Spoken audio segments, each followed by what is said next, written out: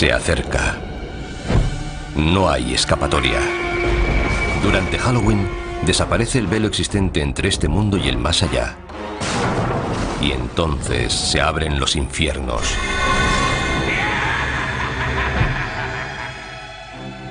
Las personas se asustan entre ellas desde que existe Halloween. Pero ¿cuánto tiempo hace de eso? ¿Cuál es su origen? ¿Y por qué nos disfrazamos y hacemos lámparas con calabazas? ¿Para satisfacer nuestros miedos más profundos? Revelar los secretos de Halloween significa descubrir cómo empezó hace miles de años. Así que cierren las puertas, pongan la luz en penumbra y no se asusten mientras escarbamos en la verdadera historia de Halloween.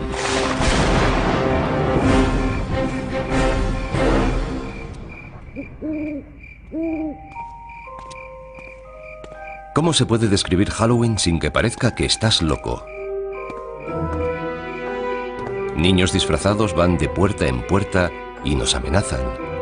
Nosotros, como respuesta, les damos golosinas. ¿Pero por qué? ¿Por qué tallamos caras en frutos y encendemos dentro velas? ¿Y por qué adornamos nuestras casas con ataúdes y tumbas? Lo cierto es que disfrutamos pasando un miedo de muerte. Halloween consiste en ser otro, en salir de nuestra propia piel. Lo soportamos porque sabemos que es solo una noche.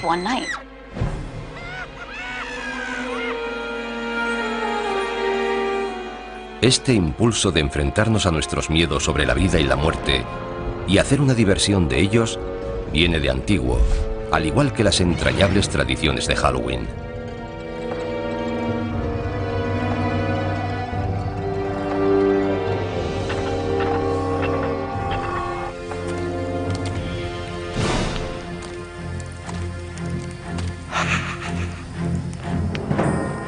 Tiene un origen muy antiguo que se remonta al calendario celta.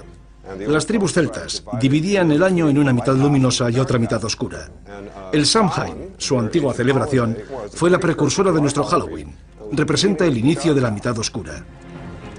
Hace miles de años, los celtas, una de las primeras tribus de Europa, celebraban con hogueras el Samhain, festival de la cosecha, la noche del 31 de octubre, para dar la bienvenida a su nuevo año. Para los pueblos antiguos, la cosecha marcaba la diferencia entre la vida y la muerte. Si se perdían los cultivos, la gente moría de hambre. La muerte siempre estaba cerca. La época de la cosecha podía ser bastante tenebrosa. Los días se hacían más cortos, las noches más largas. Surgen dudas sobre si habrá comida suficiente para todo el invierno. Supongo que es el origen de esta especie de pesadilla. Era como una especie de aviso. Llega el frío y la oscuridad. Juntaos, quedaos en casa y no mandéis a nadie solo en la oscuridad. Pero para los celtas había algo más en Samhain. El Samhain marcaba el paso de la luz a la oscuridad. Era un momento en el que el espacio se volvía permeable, flexible. Por eso no solo el espíritu de los muertos, sino también los de otras realidades podían vagar por nuestra realidad. Y los humanos también podían vagar e incluso perderse en el otro mundo. El velo entre la vida y la muerte era muy fino. Los vivos y los muertos se podían mezclar. Esa es la raíz de las celebraciones de Halloween. Perduran historias de gente que durante el Samhain se perdió en el otro mundo y de muertos que aparecieron entre los vivos. Pero lo cierto es que sabemos muy poco sobre Samhain. Solo podemos suponer que las hogueras dieron lugar a una figura muy familiar en Halloween. Algo familiar, pero que asusta a muchos. El murciélago. Antes de que existiera la electricidad, la única forma de ver a un murciélago era con el fuego. Y es bastante común verlos alrededor del fuego, porque los murciélagos comen insectos, y los insectos se sienten atraídos por la luz. Los murciélagos salen por la noche, y la noche era un tiempo que daba miedo. Si para alguien los murciélagos son lo mejor y lo peor de Halloween, se lo puede agradecer a pueblos antiguos como los celtas. Y no eran la única cultura antigua con costumbres aterradoras. Otros incluso visitaban a sus muertos. Muchas culturas dedican un día o un par de días a celebrar y reconocer la muerte. Un dato interesante es que gran parte de ellas, sobre todo las sociedades agrícolas, lo hacen en la misma época del año, porque en primavera las cosas surgen de la tierra, están muy verdes. Hacia mitad de verano se recoge la cosecha, y en otoño, cuando se acerca el invierno, las cosas mueren.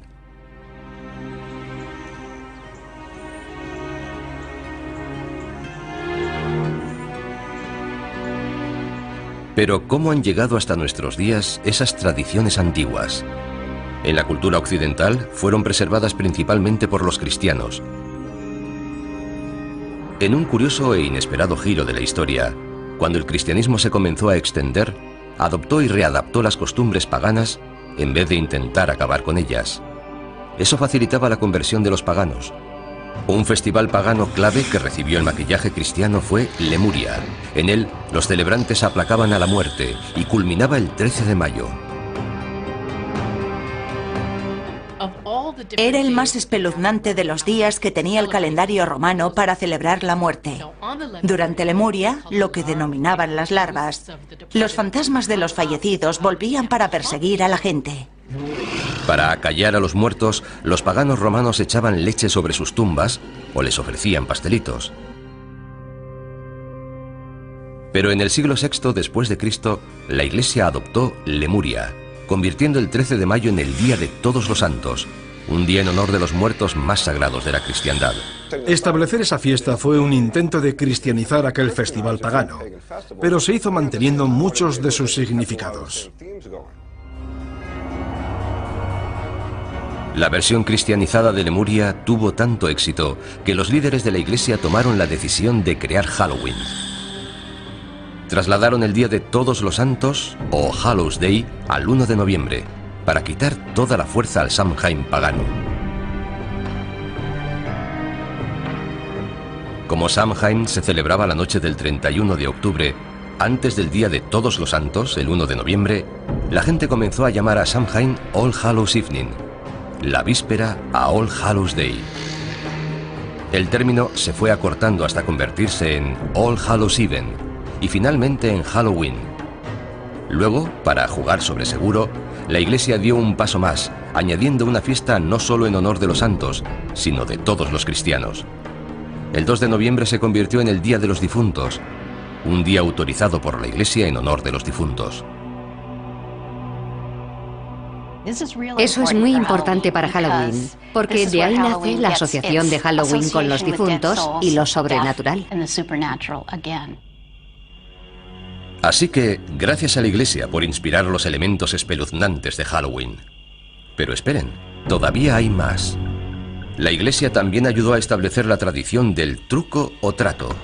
Todo comenzó durante la Edad Media, en el Día de los Difuntos, cuando los sacerdotes dijeron a los cristianos que rezaran por las almas atrapadas entre el cielo y el infierno en un mundo de tinieblas llamado purgatorio. El purgatorio no era un lugar agradable. No es el infierno. No es tan malo como el infierno, pero aún así es bastante desagradable. Se sufre atascado allí. Afortunadamente puedes hacer algo por esas almas. Puedes rezar por ellas. ¿Y cómo salían las almas del purgatorio? Según la Iglesia, si se ofrecían oraciones suficientes por ella, un alma podía volar hasta el cielo.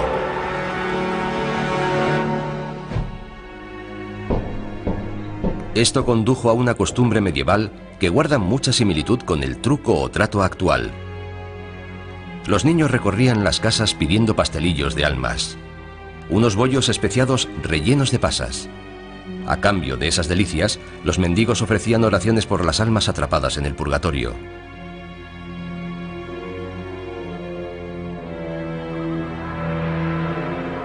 Este precursor del truco o trato actual se convirtió en una preocupación para los cristianos medievales, al igual que otro futuro elemento esencial para Halloween: las brujas. Para la gente de la Edad Media era perfectamente lógico creer que había demonios y brujas. Si había demonios y brujas y eran responsables de las cosas malas del mundo, era lógico perseguirlos y matarlos. Así veían el mundo. El pánico a las brujas del siglo XVI contribuyó a establecer el aspecto del personaje que para muchos personifica Halloween. Casi siempre mujeres, las brujas eran consideradas aliadas de Satán. Seguramente eran curanderas que tenían remedios y ritos transmitidos oralmente de generación en generación. En algún momento, por alguna razón, comenzaron a resultar sospechosas para la gente religiosa que las rodeaba. Y muchos de los símbolos asociados con estas mujeres, que seguramente vivían solas, y por supuesto es probable que fueran excéntricas, se acabaron relacionando con las brujas. Con el tiempo, a medida que más y más mujeres fueron siendo acusadas de brujería, sus objetos cotidianos de cocina adquirieron dimensiones siniestras y se han convertido en iconos de Halloween. Algo tan mundano como una escoba se convirtió en un elemento del mal, además de en un medio de transporte. Otro accesorio presente en la guarida de todas las brujas era perfecto para cocinar pociones maléficas: la marmita. Las marmitas se hicieron muy populares. Naturalmente, era algo que había en todos los hogares de la Edad Media. Era un elemento básico para cocinar. El sombrero puntiagudo de las brujas fue una variación del sombrero de las mujeres del campo medievales. Y por supuesto el misterioso asesino acechante con ojos resplandecientes: el gato. No es de extrañar que se asocie a los gatos con las brujas y Halloween. Los gatos son un poco enigmáticos. Además, suelen estar cerca de los fogones y de las escobas. Por eso se los asocia con la brujería y Halloween. Gatos negros y brujas, cementerios y fantasmas. Los elementos aterradores de la gran noche gótica norteamericana iban tomando forma. Estas figuras macabras no tardaron en pasar al Nuevo Mundo, donde han ayudado a crear el gran espectáculo que conocemos hoy.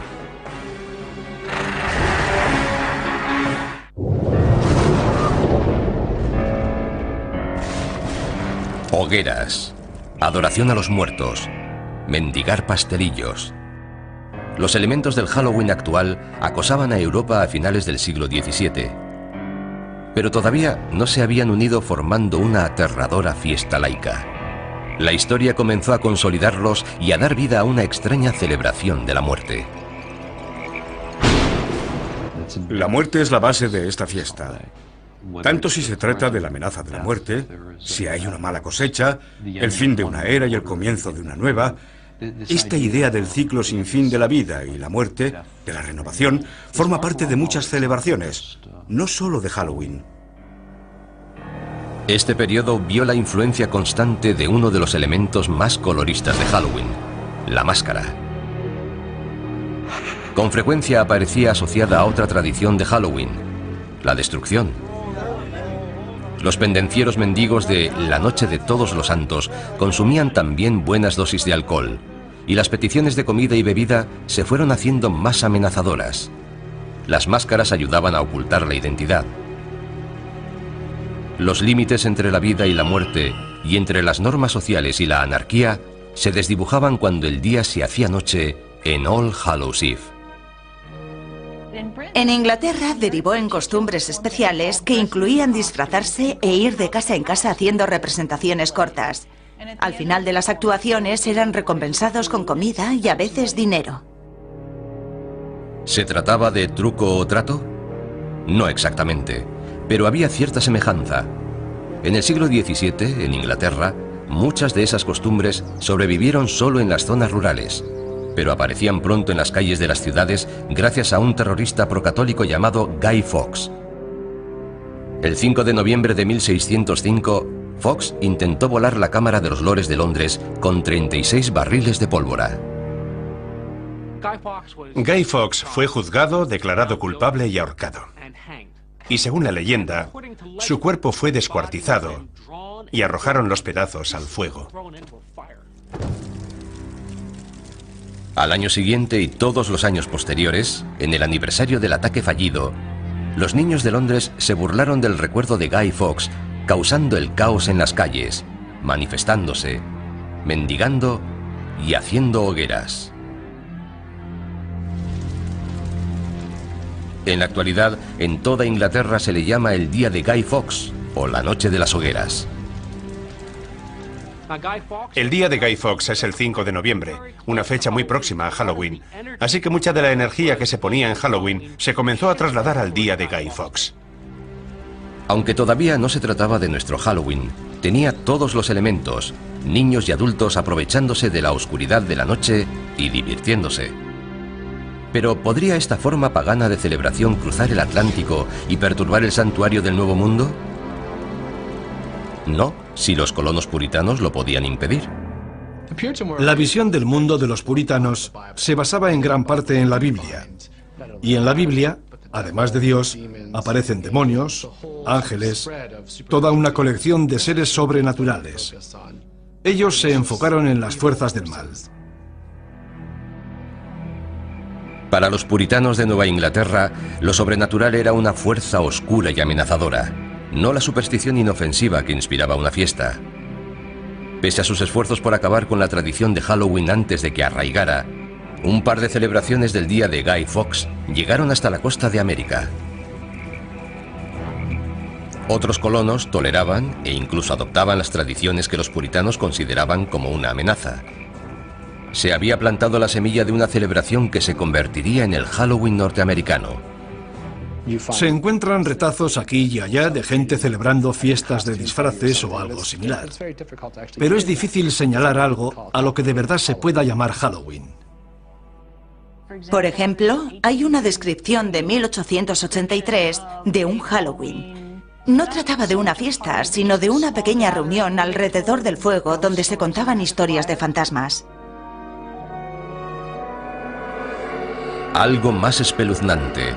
La imagen de un espíritu o fantasma se iba a unir a los esqueletos y las brujas en una danza macabra de Halloween. A mediados del siglo XIX, Norteamérica se preparaba para una celebración mucho más oscura. Al cabo de 4 largos años, la Guerra Civil acabó en 1865 con más de 500.000 de muertos. La Guerra Civil dejó atrás tal cantidad de cadáveres sin identificar que este país estaba obsesionado con la muerte. La mayoría de los soldados murieron en lugares desconocidos. Nadie sabía qué les había pasado. Así que había un sentimiento muy profundo de puede que vuelvan, quizás no estén muertos. Es perfectamente lógico que la gente contara historias de fantasmas. Las primeras historias de fantasmas de Halloween eran sobre gente que volvía a casa. Es la época en la que empezó de verdad la historia del Halloween norteamericano. Después de la Guerra Civil, cuando los inmigrantes escoceses e irlandeses trajeron con ellos sus costumbres rurales del Halloween del Viejo Mundo, colaboraron a que se fijaran más las tradiciones del Halloween norteamericano. Para los escoceses era una noche que daba miedo. Hasta muy tarde se siguió hablando del coco en Halloween. El coco, una especie de fantasma amorfo, molesto, que acosaba a los niños escondido bajo las camas, llamando a las ventanas o acechando desde puertas y torniquetes. Se creía que había cocos de muchos tipos, lo que significaba que la noche de Halloween, al cruzar cualquier puerta, podía haber algo esperándote. El símbolo más conocido de Halloween, las calabazas farol o jack-o'-lantern, también empezó como una tradición europea, pero el prototipo no se tallaba en una calabaza. Hay una leyenda importante acerca de un personaje llamado Jack O'Lantern. Jack era un follonero. Era tan malo que consiguió incluso que lo echaran del infierno, que no es fácil de conseguir. Pero el demonio sintió pena por él, así que sacó un ascua del fuego del infierno y se la dio a Jack. Jack cogió el ascua, la colocó dentro de un nabo vaciado y se fue por el mundo. Esa es la leyenda de Jack O'Lantern. Siguiendo una vieja costumbre europea, los niños tallan sus propias jack-o'-lanterns en nabos y las iluminan con velas. La primera referencia que tenemos en los Estados Unidos de la jack-o'-lantern pertenece a Nathaniel Hawthorne, el autor de Cuentos 2 veces contados. Habla de alguien con un abrigo raído, lleno de agujeros, que cuando se exponía a la luz brillaba como una jack-o'-lantern. Los norteamericanos mejoraron la tradición de la jack-o'-lantern. Cambiaron el duro nabo del Viejo Mundo por una calabaza grande y redonda, y apareció el sello de identidad de Halloween. Durante la Guerra Civil, las posibilidades expresivas de tallar las calabazas eran muy conocidas. La fantasmagórica calavera reducida que era el nabo en el Viejo Mundo había dado origen a algo más impresionante. Por lo general, las calabazas se cosechan hacia Halloween, y los niños se dieron cuenta de que la Jack-o'-lantern podía ser la mejor arma de un bromista la noche de Halloween. Los niños se dieron cuenta de que podían hacer algo fantástico. Podían coger una calabaza, vaciarla y colocar dentro una vela. Luego podían coger la calabaza, colocarla sobre un palo, poner una sábana alrededor e ir por ahí con ella. La podían colocar delante de una ventana y era una imagen aterradora. Las Jack-o'-lanterns se convirtieron rápidamente en la cara de Halloween, y los inmigrantes escoceses e irlandeses también trajeron con ellos el Halloween más bullicioso y bromista. En la noche de Halloween, a finales del siglo XX, había un mundo oscuro de problemas esperando a los muchachos norteamericanos.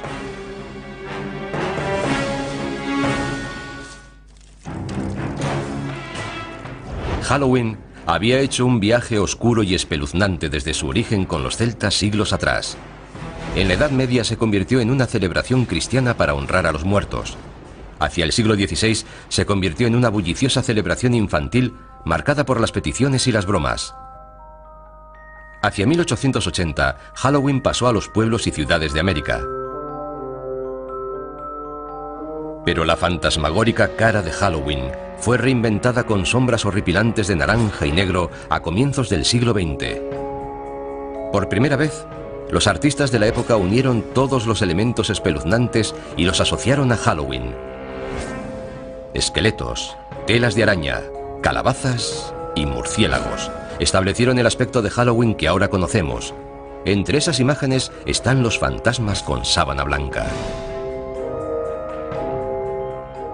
La sábana que llevan los fantasmas tiene su origen en la mortaja, la tela con que tradicionalmente se envolvía a los cadáveres antes de enterrarlos. ¿Y las Jack-o'-lanterns? La gran sonrisa recuerda el rictus de la cara del muerto, igual que la nariz triangular. Aunque se considere como algo divertido, la muerte sigue estando presente en esta imaginería. Los demonios con cuernos provienen de la descripción medieval de Satán. ¿Y las brujas? De la histérica caza de brujas que barrió Europa y la América puritana. Las brujas se hicieron muy populares en la primera mitad del siglo XX, por eso se relacionaron de forma natural con Halloween. Pero hubo un cambio en nuestra forma de percibir a las brujas. Las brujas del siglo XIX eran viejas, tenían la nariz grande y verrugas. Las brujas del siglo XX son más atractivas, lo que hace que Halloween, además de dar miedo, resulte un poco travieso. Halloween, además de vestir los viejos disfraces con disfraces nuevos, también iba creando nuevas tradiciones y bastante malas. ¿Se estaba saliendo de cauce Halloween a principios del siglo XX? Para desgracia de las autoridades y propietarios, la respuesta era sí. Se hacía cualquier tipo de travesuras imaginables. En aquella época la gente tenía carros. Los chicos mayores intentaban colocar el carro en la punta del almiar. Entre media docena de chicos empujaban para colocar el carro encima del almiar. Era muy divertido. No hacíamos nada realmente destructivo. Simples bromas. Pero otros realizaban bromas más destructivas. Las gamberradas, cometidas generalmente por adolescentes, acosaban ciudades como Chicago o Filadelfia. En la década de 1920, Halloween entró en crisis en Norteamérica. Las bromas de Halloween se habían ido de las manos. Las bromas destructivas iban más allá de aplastar calabazas. Los chicos colocaban pastillas de jabón en los carriles de los tranvías para que descarrilaran, y la gente resultaba herida. Quitaban los peldaños de la entrada de las casas, de modo que cuando la gente salía se caía y se hacía daño. Provocaban incendios, tiraban piedras contra las ventanas. Cosas realmente destructivas. En las comunidades rurales, los bromistas desmontaban carromatos y los volvían a ensamblar en los tejados. Quitaban las puertas de los cercados de las granjas para que los animales pudieran escapar. Esta broma era tan popular en algunos sitios que la noche anterior a Halloween se llamaba Noche de la Puerta. En otras ciudades se llamaba Noche Traviesa e incluso Noche Infernal. Las bromas de Halloween durante la Gran Depresión puede que fueran, en parte, producto de la desesperación de la época, una excusa para crear problemas. Pero ya había problemas suficientes por todas partes.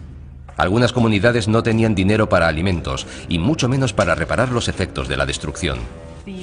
El Halloween de 1933 fue calificado como Halloween negro por muchos periódicos debido a la destrucción que hubo en las ciudades. Los chicos ya no hacían tonterías inocentes. Ahora rompían bombillas de las farolas, incendiaban edificios, rompían las ventanillas de los coches. Si Halloween quería perdurar, tenía que cambiar. Los colegios, los departamentos de policía y otras asociaciones civiles promovieron de manera muy activa la idea de apaciguar Halloween.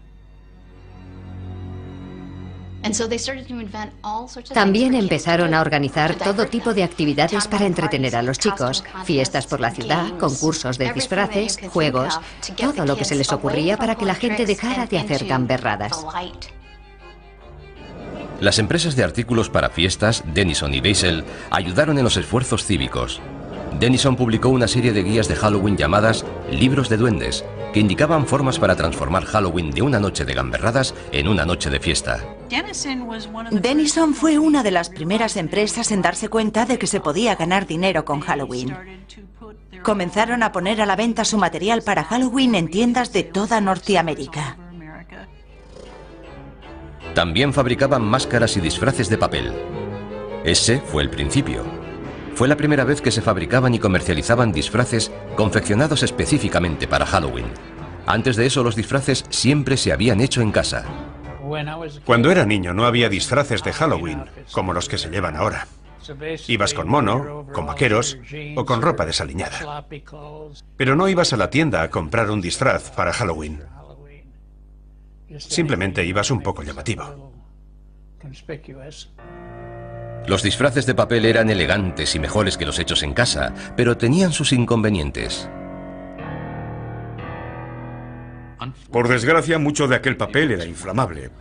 Me sorprendió la cantidad de notas de periódicos que encontré sobre disfraces que habían ardido. Al poco tiempo, otros fabricantes que se querían introducir en el mercado infantil de disfraces para Halloween comenzaron a hacer disfraces más duraderos. Los primeros disfraces confeccionados de Sears aparecieron hacia 1930 y ya no pararon. Los disfraces se inspiraban en los personajes de la radio y los tebeos.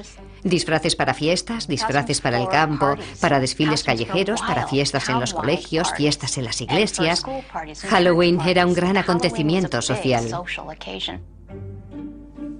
Los desfiles de Halloween también contribuyeron a sacar la celebración de las sombras y llevarla a la vista del público. Puede que Allentown, Pensilvania, celebrara el primer desfile en 1905, pero otras poblaciones no tardaron en seguirla. Toms River, Nueva Jersey, en 1919, Anoka, Minnesota, en 1920.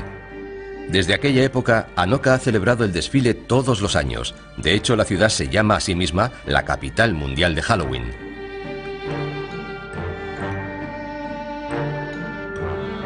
Todos estos esfuerzos por calmar Halloween funcionaron hasta cierto punto. Pero lo que de verdad necesitaba Halloween era una tradición completamente nueva. Y no tardaría en aparecer una, pero la nueva tradición no sería más que una variación de una costumbre muy antigua de Halloween.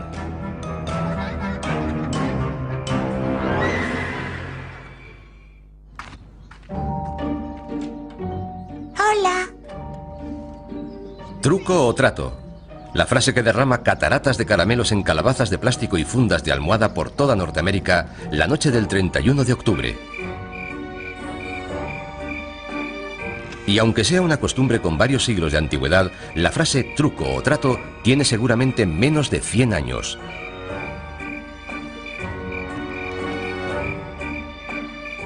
Truco o trato es algo muy nuevo. La gente cree que truco o trato tiene siglos, pero no es así. La frase seguramente tiene unos 80 años de antigüedad. La expresión proviene de una broma muy extendida y destructiva que se realizaba en Norteamérica en el siglo XX. En algún momento alguien tuvo la brillante idea de comprar a los gamberros. Los dueños de las casas sobornaban a los niños alborotadores con delicias hechas en casa, treats, como palomitas de maíz y manzanas de caramelo, para evitar las gamberradas, tricks. En 1939, la costumbre y la frase apareció escrita en la prensa. Doris Hudson Moss publicó un artículo en la revista American Home hablando del éxito que había tenido en Halloween abriendo la casa a los chavales del vecindario. Les dio golosinas y no sufrió gamberradas. Funcionó. Con la nueva costumbre llegaron nuevas delicias, no tan caseras como las bolas dulces de palomitas. Los niños empezaron a recibir golosinas compradas en las tiendas, como barritas Mars, Reese Cups y chocolate Hershey. Las golosinas acabaron finalmente con el Halloween alborotador, y había llegado el momento de reinventar Halloween para conquistar Hollywood.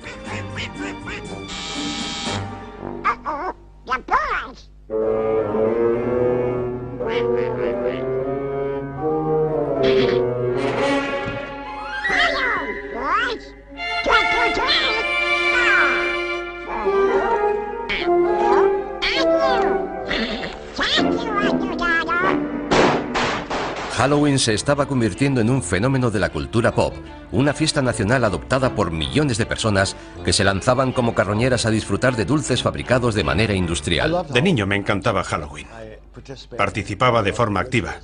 Me encantaban los rituales y las bromas. Me encantaban las travesuras. Me encantaba ir de casa en casa disfrazado pidiendo caramelos y la fiesta que había luego. Era algo fantástico. En 1966 Halloween encontró un hogar donde toda la cultura pop acabó por hacerlo: la televisión. Halloween rompió marcas cuando América hizo Truco o Trato con Charlie Brown. La idea de la gran calabaza proviene, por supuesto, de una tira de cómic. Sparky Schultz decidió que sería muy divertido que uno de los niños se liara con las fiestas. Por eso Linus vuelve todos los años a la huerta de la calabaza. Who are you writing to, Linus? This is the time of year to write to the Great Pumpkin.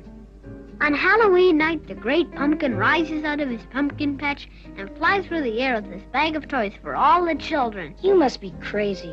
When are you going to stop believing in something that isn't true? When you stop believing in that fellow with the red suit and the white beard. La televisión y la tira de cómic más popular dieron a Halloween el sello de aprobación no oficial. La festividad no había sido tan popular en toda su historia. Pero los dibujos animados sobre Halloween para niños eran una cosa y una película para adultos con Halloween como tema otra muy distinta. Nadie lo había intentado antes, es decir, hasta que el director John Carpenter se decidió a hacerlo en 1978 con el clásico La Noche de Halloween. La idea de llamar a mi película La Noche de Halloween se le ocurrió al distribuidor. Cuando lo dijo pensé, es perfecto, nunca se había hecho una película basada en Halloween.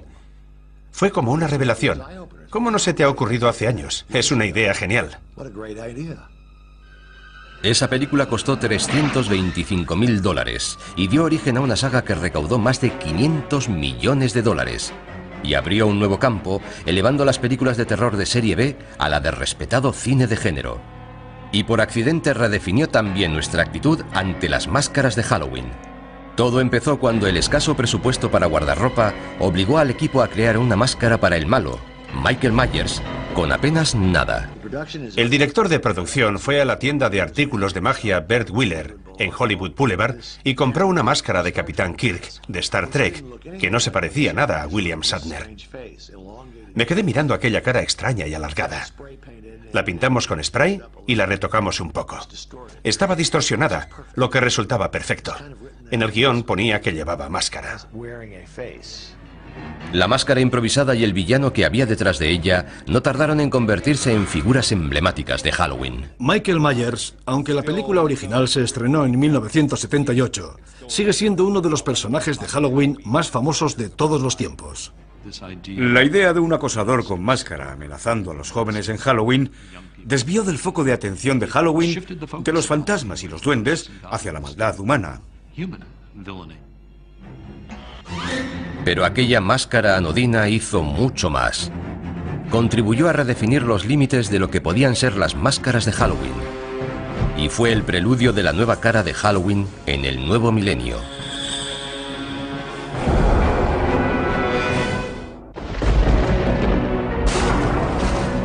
Durante cientos de años, las máscaras y las vestimentas han sido la forma de disfrazarse de los asistentes a las fiestas.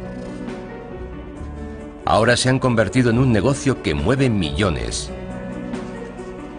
Una tienda dedicada a Halloween en Burbank, California, Halloween Town.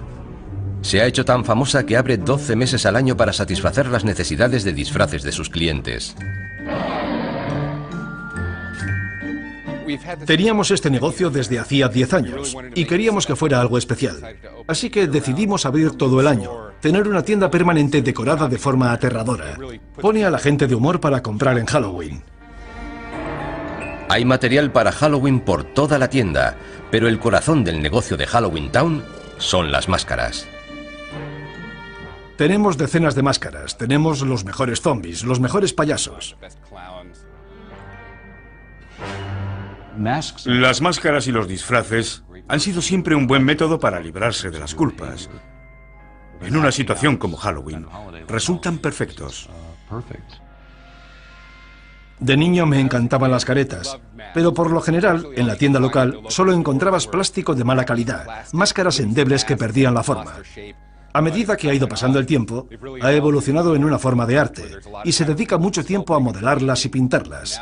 Se ha llegado al punto en que puedes conseguir una máscara cara de calidad que rivaliza con las de las películas. Y Wayne Todd entiende de esto. Es artista de efectos especiales en grandes películas. Tenemos muchos clientes que quieren máscaras caras, de calidad, y nos esforzamos en satisfacerlos. Tenemos disfraces de gama alta, chaquetas elegantes y todo tipo de accesorios que no puedes encontrar en otra parte. Intentamos que sea lo que busques, lo puedas encontrar aquí. Las máscaras y los disfraces exclusivos de la actualidad están a años luz de los demonios, brujas, esqueletos y fantasmas de la década de 1960. Pero esa fue la década en la que empezó a cambiar el guardarropa de Halloween. Hollywood comenzó a influir en lo que los niños llevaban para convertirse en sus personajes favoritos de la televisión o el cine.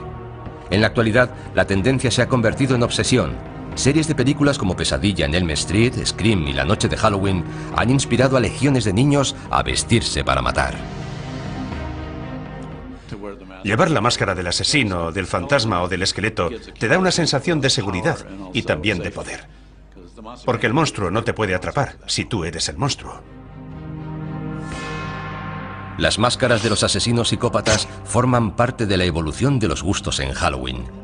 La única regla ahora es que no hay reglas.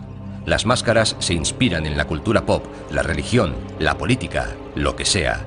Y cada vez más las caras que hay detrás de ellas no son de niños, sino de adultos. Halloween se ha convertido en una actividad para adultos. Y no creo que fuera ese el caso hace 50 o 60 años. Se trata de un día específicamente dedicado a que puedas ser lo que no eres normalmente.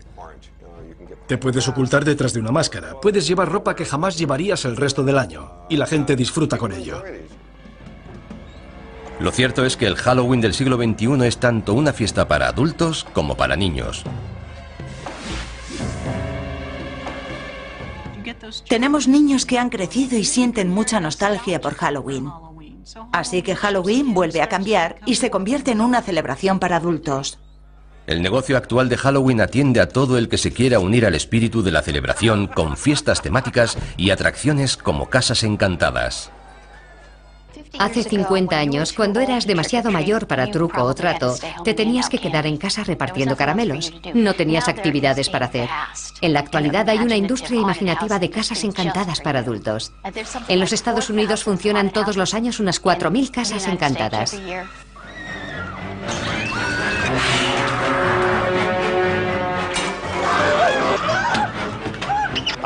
Adoro las casas encantadas, me fascinan. De niño, en cambio, me aterrorizaban. Pero las casas encantadas no son el único lugar en el que se puede encontrar adultos en Halloween. En lugares como el desfile de Halloween de Greenwich Village de Nueva York o el carnaval de Halloween de West Hollywood, la fiesta se introduce en el lado salvaje y pícaro.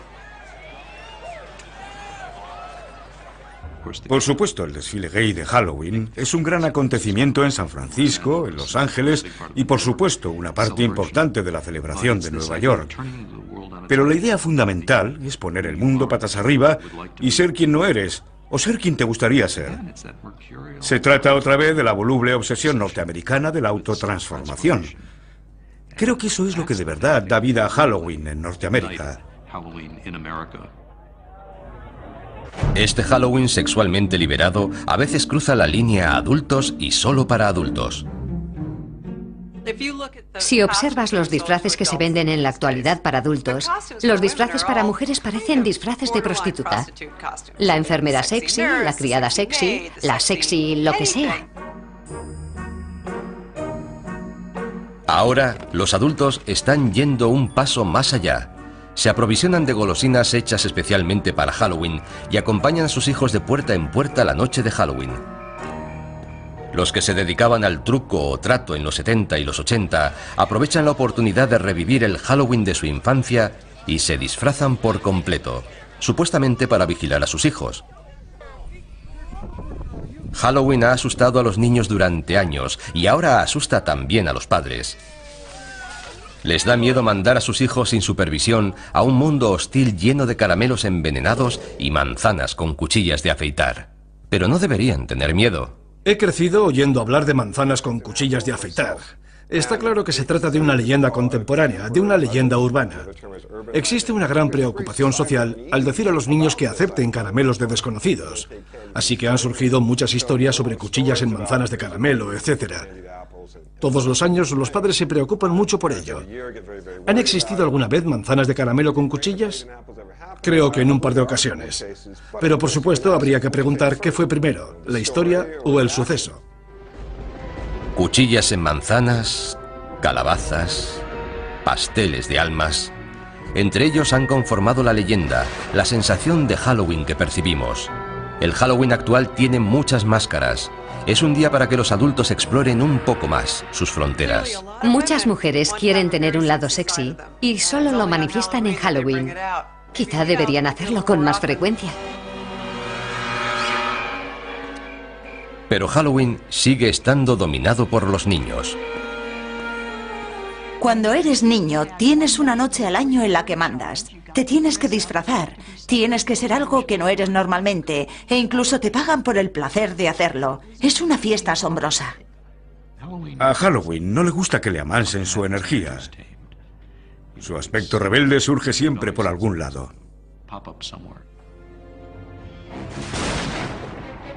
Si miramos con atención, veremos que Halloween es un escaparate de todo lo que teme el hombre.